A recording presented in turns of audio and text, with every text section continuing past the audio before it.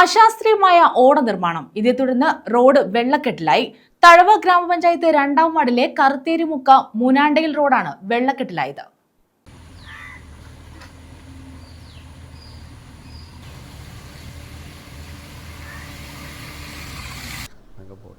തഴവ ഗ്രാമപഞ്ചായത്ത് 2ാം വാർഡിലെ കറുത്തേരിമുക്ക മൂനാണ്ടയിൽ റോഡിന്റെ വശങ്ങളിലാണ് അശാസ്ത്രീയമായി ഓട നിർമ്മിച്ചതെന്നാണ് പരാതി.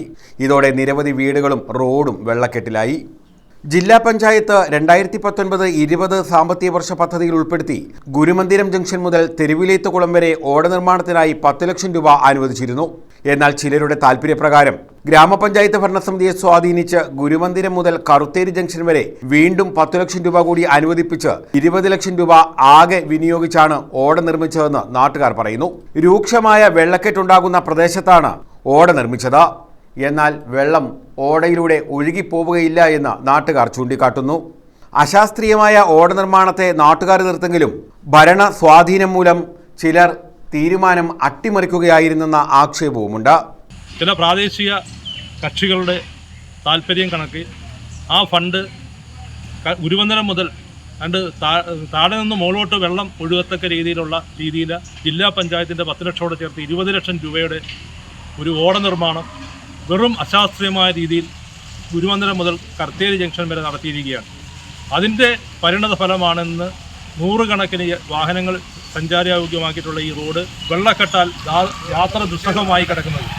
ഇതിനെതിരെ ശക്തമായ ബഹുജന പ്രക്ഷോഭം തയ്യാറാക്കി കക്ഷി രാഷ്ട്രീയത്തിന് അതീതമായി ചില വ്യക്തി താൽപ്പര്യങ്ങൾ സംരക്ഷിക്കുന്നതിന് വേണ്ടി അശാസ്ത്രീയമായ ഓട നിർമ്മാണം നടത്തി പലകുറി പരാതിപ്പെട്ടിട്ട് പോലും ഒരു നടപടിയും സ്വീകരിക്കാതെ സ്വന്തം താല്പര്യങ്ങൾ മാത്രം സംരക്ഷിച്ചുകൊണ്ട് നടത്തിയ ഈ ഓട നിർമ്മാണമാണ് ഇത്രയും ദുസ്സഹമായ രീതിയിൽ ഈ റോഡിൻ്റെ അവസ്ഥയായത്. ഇതിനെതിരെ ശക്തമായ ബഹുജന പ്രക്ഷോഭം തന്നെ സംഘടിപ്പിക്കുമെന്ന് അറിയിക്കുകയാണ്.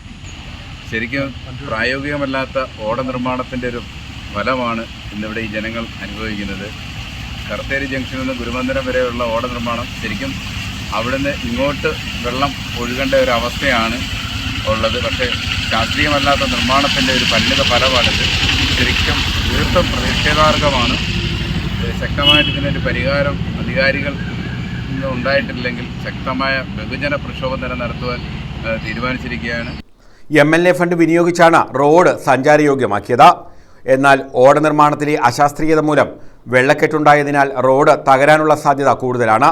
ഈ സാഹചര്യത്തിൽ ശക്തമായ പ്രക്ഷോഭം സംഘടിപ്പിക്കുമെന്ന് കോൺഗ്രസ് നേതാക്കൾ പറഞ്ഞു. റോഡിലെ വെള്ളക്കെട്ട് പരിഹരിക്കാൻ ശാസ്ത്രീയമായ നടപടിയുണ്ടാകണമെന്ന് SNDP ശാഖായോഗം ഭാരവാഹികളും നാട്ടുകാരും ആവശ്യപ്പെട്ടു. ഇന്ന് എനിക്ക് സ്വയമായിട്ട് ഒരു മാർക്കറ്റിൽ പോകാനോ എൻ്റെ സ്ഥാപനത്തിലോട്ടോ പോകാൻ എന്നെക്കൊണ്ട് സാധിക്കുന്നില്ല. ഞങ്ങളുടെ വീട് മൊത്തവും ബാത്റൂം കവിഞ്ഞൊഴുകയാണ്. അച്ഛനും അമ്മയും പ്രായം ചെന്നവരാണ്. അതുപോലെ ഈ പരിസരത്തുള്ള മുതിർന്നവർക്ക് വെളിയിലിറങ്ങാൻ പറ്റുന്നില്ല. എല്ലാവരും രോഗശയ്യ കിടക്കുകയാണ്. പ്രായമായ മനുഷ്യർ ഒരു ആശുപത്രി കൊണ്ടുപോകാൻ പോലും ഒരു വണ്ടി ഓടിച്ച് ഞങ്ങൾക്ക് ഈ റോഡിൽ കൂടെ കൊണ്ടുവരാൻ പറ്റുന്നില്ല. 3 വർഷം കൊണ്ട് ഞങ്ങൾ ഈ കംപ്ലൈൻറ്റ് പറയുന്നുണ്ട്. രാഷ്ട്രീയ സ്വാധീനത്തിൻ്റെ അടിസ്ഥാനത്തിൽ രാഷ്ട്രീയത്തിൽ ആരൊക്കെയാണ് മുൻഗണന അവരത് പാസ്സായി പോകുന്നത്.